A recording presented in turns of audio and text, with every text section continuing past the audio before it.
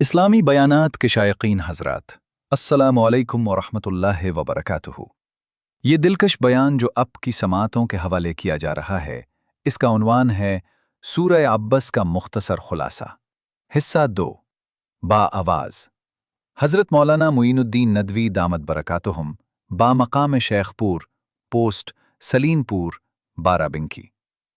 اس بیان میں آپ حضرات تخلیق انسان کے مختلف مراحل میں سے ابتدائی مرحلہ مٹی اور اس کے مختلف اقسام قرآن کریم کی روشنی میں سماعت فرمائیں گے۔ نیز سیدنا ابو البشر حضرت آدم علیہ السلام کی تخلیق کا دل نشین واقعہ بھی سماعت فرمائیں گے۔ تو لیجیے ملاحظہ فرمائیے۔ بسم اللہ الرحمن الرحیم، الحمد للہ وکفا وسلام علی عبادہ الذین اصطفى، اما بعد، اعوذ باللہ من الشیطان الرجیم، بسم اللہ الرحمن الرحیم۔ قتل الانسان ما اکفرہ من ای شیء خلقہ من نطفۃ خلقہ فقدرہ، صدق اللہ العظیم۔ سبحان ربک رب العزة عما یصفون وسلام علی المرسلین والحمد للہ رب العالمین۔ اللہم صل علی سیدنا محمد وعلى آل سيدنا محمد وبارك وسلم۔ اللهم صل على سيدنا محمد وعلى آل سيدنا محمد وبارك وسلم۔ اللهم صل على سيدنا محمد وعلى آل سيدنا محمد وبارك وسلم۔ محترم بزرگوں اور عزیز ساتھیوں، اللہ تبارک و تعالی کا بے انتہا احسان، اس کا کرم ہے کہ خالق کائنات نے ہم سب کو ایمان جیسی عظیم دولت سے نوازا ہے۔ اللہ سے دعا یہ ہے کہ اللہ پاک ہم سب کو موت تک ایمان پر قائم و دائم رکھے اور ایمان ہی پر ہم سب کا خاتمہ فرمائے۔ عزیزان گرامی، یہ جو آیت ابھی ہم نے خطبے میں پڑھی، یہ سورہ عبس کی ایک چھوٹی سی آیت، اس میں انسان کی حقیقت کو اجاگر کیا گیا ہے۔ ہم سب انسان ہیں نا، تو ہماری حقیقت کیا ہے یہ بتلایا گیا ہے کہ اے انسانوں، تمہیں کچھ خبر بھی ہے کہ ہم نے تمہیں کس چیز سے بنایا، کس چیز سے پیدا کیا۔ فرمایا قتل الانسان ما اکفرہ، انسان ہلاک ہو، بڑا ناشکرا ہے۔ من ای شیء خلقہ، کہ وہ غور نہیں کرتا کہ اس کی پیدائش کس چیز سے ہوئی۔ من نطفۃ، ایک بوند سے، خلقہ، انسان کو پیدا کیا۔ تو یہاں پر انسان کی حیثیت کو اللہ نے بتلایا ہے۔ ہم سب جانیں کہ اللہ نے ہم کو جب پیدا کیا تو ہم بالکل کمزور اور نحیف و ناتواں تھے۔ پھر اللہ ہی کی ذات ہے کہ جس نے ہمیں قوت بخشی، طاقت بخشی، اور پھر ہم کو سوچنے اور سمجھنے کی صلاحیت عطا فرمائی۔ انسان کی پیدائش کے مختلف مراحل ہیں۔ سب سے پہلے اگر ہم غور کریں، جب اس دنیا میں انسان نام کی کوئی چیز نہیں تھی، انسان ہی نہیں تھا، صرف دو طرح کی مخلوق آباد تھی، ناری اور نوری، یعنی کہ فرشتے آباد تھے اور جنات آباد تھے۔ ان کے علاوہ انسانوں کا نام و نشان نہیں تھا۔ تو اللہ تبارک و تعالی نے جب انسانوں کو پیدا فرمانے کا ارادہ کیا تو فرشتوں سے مشورہ لیا کہ میں زمین پر ایک انسان بنانا چاہتا ہوں، ایک خلیفہ نائب بنانا چاہتا ہوں۔ فرشتوں نے عرض کیا کہ آپ کیوں بنائیں گے ایسی مخلوق کو جو خون و خرابہ کرے، جو شر و فساد کا موجد ہو، آپ کیوں اس کو پیدا کریں؟ چنانچہ اللہ تبارک تعالیٰ نے فرمایا کہ جو میں جانتا ہوں تم نہیں جانتے۔ اور اس کے بعد اللہ تبارک و تعالیٰ نے انسان کو بنانے کا فیصلہ فرمایا۔ چنانچہ اللہ نے سب سے پہلے حضرت جبریل علیہ السلام کو روئے زمین پر بھیجا کہ جاؤ اور خاک لے کر کے آؤ۔ علامہ ثناء اللہ پانی پتی رحمۃ اللہ علیہ نقل فرماتے ہیں کہ جب حضرت جبریل علیہ السلام زمین کے پاس آئے تو زمین نے مٹی دینے سے انکار کر دیا۔ اور کہا کہ میں خدا کی پناہ چاہتا ہوں کہ تم جو مٹی لے کر کے جا رہے ہو اس سے اللہ تبارک و تعالیٰ ایسے انسان کو پیدا فرمائیں گے جو شر و فساد کا موجد ہو، لہٰذا میں اپنی مٹی دینے سے اللہ کی پناہ چاہتی ہوں۔ حضرت جبریل علیہ السلام واپس چلے گئے، حضرت میکائیل علیہ السلام کو اللہ نے بھیجا، وہ بھی واپس چلے گئے۔ جب حضرت اسرائیل علیہ السلام کو بھیجا تو حضرت اسرائیل علیہ السلام نے فرمایا کہ بھائی اللہ نے مجھے بھیجا ہے۔ زمین نے ان سے بھی وہی عذر کیا کہ میں اللہ کی پناہ چاہتی ہوں۔ حضرت نے فرمایا کہ جس اللہ کی تو پناہ چاہتی ہے میں اسی کے حکم سے تیرے پاس مٹی لینے آیا ہوں، میں مٹی لے کے جاؤں گا۔ مٹھی بھری اور لے کر چلے گئے۔ وہ خاک جس کو عربی میں تراب کہتے ہیں، تراب یعنی گرد و غبار، پوری زمین سے مختلف اجزاء، مختلف ذرات اس خاک کے انہوں نے جمع فرمائے۔ یہی وجہ ہے کہ آج انسان کے مختلف رنگ ہیں، کوئی کالا ہے، کوئی سانولا ہے، کوئی گورا ہے، کوئی کیسا ہے، مختلف رنگ ہے۔ پھر جب اس تراب کو اللہ تبارک و تعالیٰ کے یہاں پہنچایا گیا، اللہ تبارک و تعالیٰ قرآن مقدس میں اسی کو فرمایا گیا، هو الذی خلقکم من تراب، وہی ہے اللہ کی جس نے تم کو مٹی سے یعنی گرد و غبار سے پیدا کیا۔ کہیں فرمایا وَمِنْ آيَاتِهِ أَنْ خَلَقَكُم مِّن تُرَابٍ ثُمَّ إِذَا أَنْتُمْ بَشَرٌ تَنْتَشِرُونَ، اور اللہ کی آیات میں سے ایک نشانی یہ بھی ہے کہ اس نے تم کو گرد و غبار سے پیدا فرمایا، فَإِذَا أَنْتُمْ بَشَرٌ تَنْتَشِرُونَ، نتیجہ یہ ہوا کہ تم ایک انسان بن کر روئے زمین پر پھیل پڑے۔ چنانچہ جب اس گرد و غبار کو جمع کیا، پھر اللہ تبارک و تعالیٰ نے اس میں پانی کی آمیزش کی، پانی کی یعنی ایک جز اس میں پانی کا بھی ہے۔ انسان عناصر اربع سے بنا، یعنی مٹی، پانی، آگ اور ہوا۔ چنانچہ اب اللہ تبارک تعالیٰ نے اس میں پانی ملایا، پانی جب ملایا تو اسی کو عربی میں وہ ایسی مٹی بن گئی یعنی گیلی ہو گئی، اس کو کیا کہتے ہیں عربی میں؟ طین، لفظ طین سے مخاطب کیا۔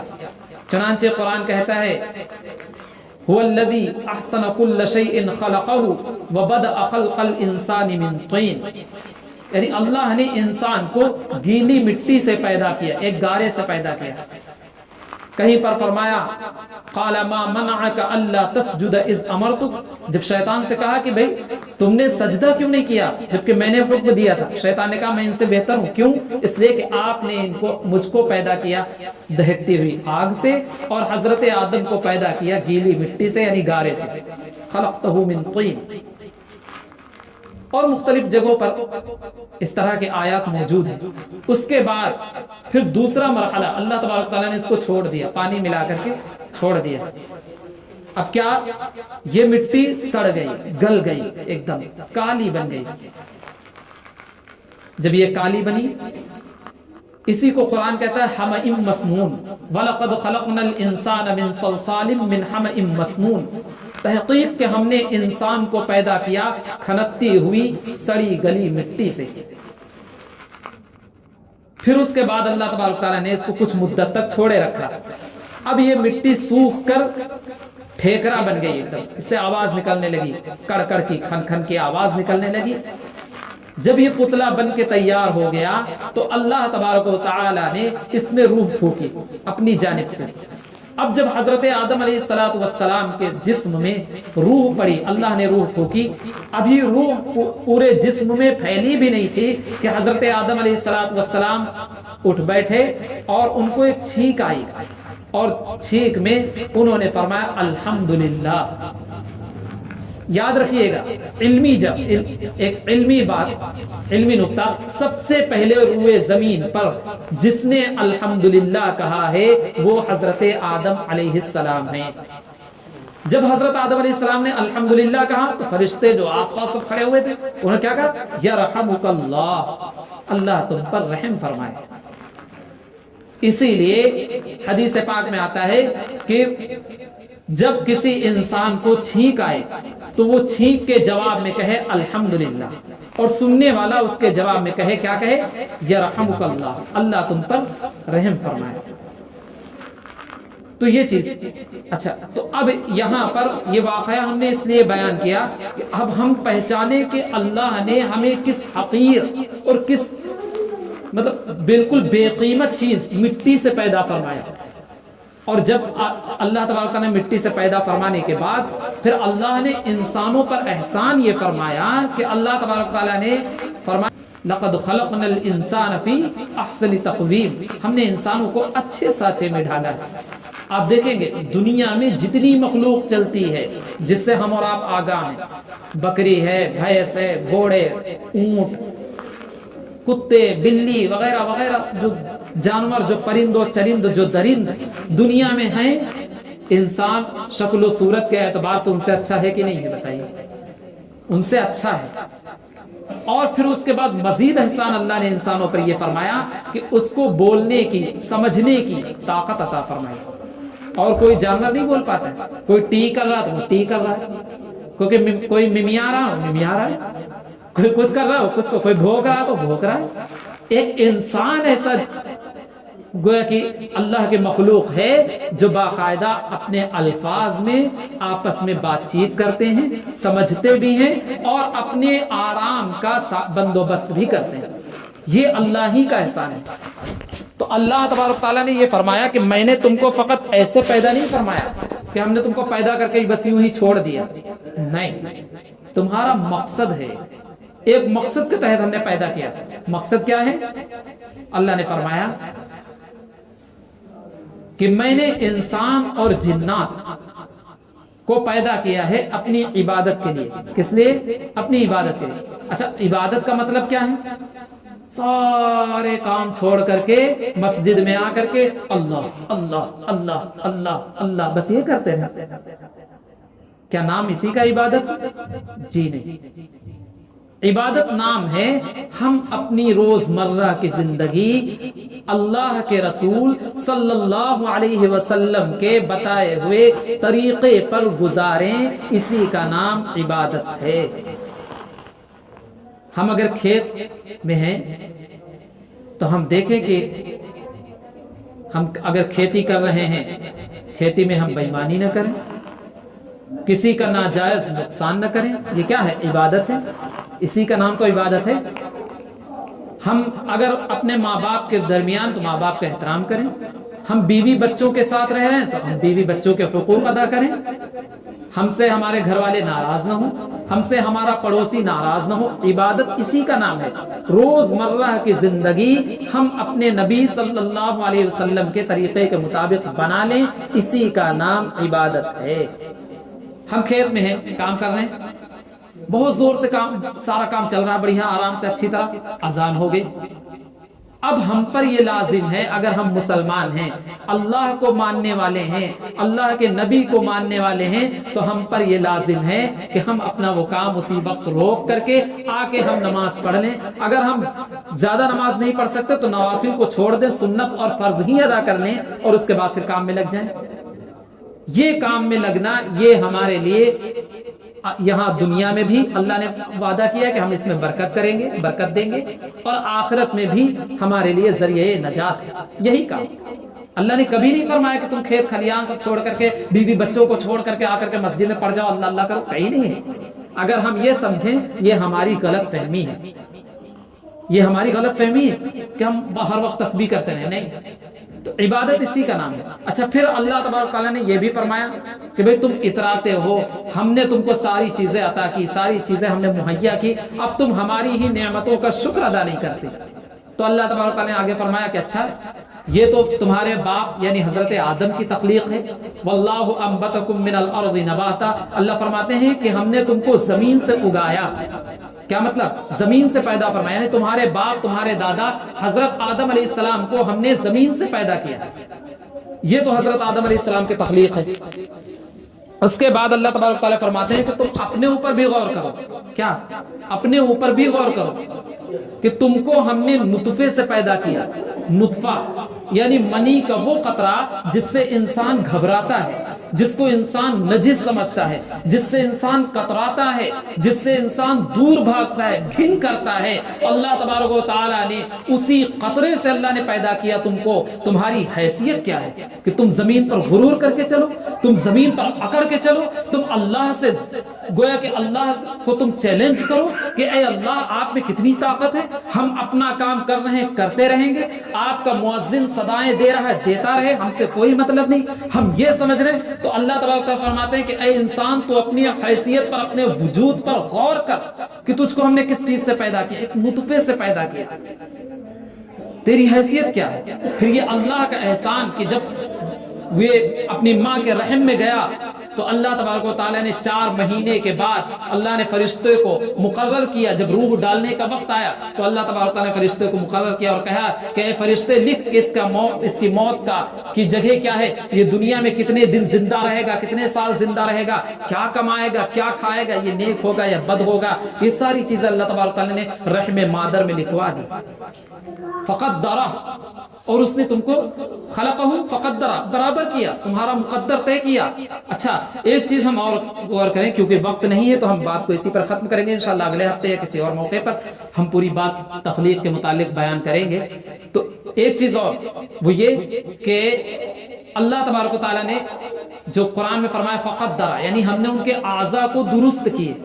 آپ دیکھیے ذرا، اللہ تبارک تعالیٰ ہماری آنکھوں کو بجائے اگر یہاں کر دیتے پیچھے گدی میں، بتائیے کیا حسن برقرار رہتا؟ یہ کان یہاں نہیں بلکہ ناک کی جگہ کر دیتے، ناک کان کی جگہ کر دیتے، ہونٹ کہیں اور کر دیتے، تو ہمارا یہ حسن قائم رہتا؟ نہیں قائم رہتا، بدصورت ہو جاتے۔ یہ اللہ ہی کا احسان ہے، اسی لیے ہم سب کو چاہیے ہم چلتے پھرتے اٹھتے بیٹھتے اللہ کا شکر ادا کریں۔ اے اللہ آپ نے ہم کو بنایا تو ہم ایسے بنے، جس صورت میں آپ نے ہمیں رکھا وہ صورت آپ نے ہمیں عطا کی، جو صورت بھی عطا کی بہت اچھی عطا کی۔ کان بڑے بڑے کر دیتے بکریوں کی طرح، کیا ہم جو ہے وہ کر سکتے تھے؟ ہمارے اختیار میں تھا؟ نہیں، اللہ نے رحم مادر میں یہ ساری چیزیں تخلیق کی، ساری چیزیں بنا دی، اور پھر اس کے بعد فرمایا فقدرہ ثم السبیل یسرہ، 9 مہینے ماں کے پیٹ میں رکھا، غذا دی، کھانے پینے کا بندوبست کیا، اور اس کے بعد ثم السبیل یسرہ، جب ہم دنیا میں آئے تو آنے کا راستہ بھی آسان کیا۔ تو یہ سب چیزیں اللہ تبارک و تعالیٰ نے یہ تمام چیزیں ہم کو عطا کی ہیں، تو ہم اس کا شکر ادا کریں۔ چونکہ 55 ہو گیا ہے، 1 بجے خطبہ ہے نا، 1 ہی بجے ہے، ہاں 1 بجے خطبہ، تو اس لیے آپ حضرات جن لوگوں نے سنتیں نہیں پڑھی ہیں وہ سنتیں پڑھ لیں، پھر انشاءاللہ نماز ہوگی، بقیہ کی باتیں انشاءاللہ پھر کبھی ہوں گی۔ اللہ پاک کہنے سے زیادہ عمل کی توفیق عطا فرمائے۔ ہم امید کرتے ہیں کہ اپنے یہ بیان بغور سنا ہوگا۔ اسی طرح کے علمی بیانات سے مستفیض ہونے کے لیے یوٹیوب پر حضرت کے چینل معین الدین آفیشل کو سبسکرائب کرتے ہوئے بیل آئیکن ضرور دبائیں تاکہ ویڈیوز جلد از جلد اب تک پہنچ سکیں۔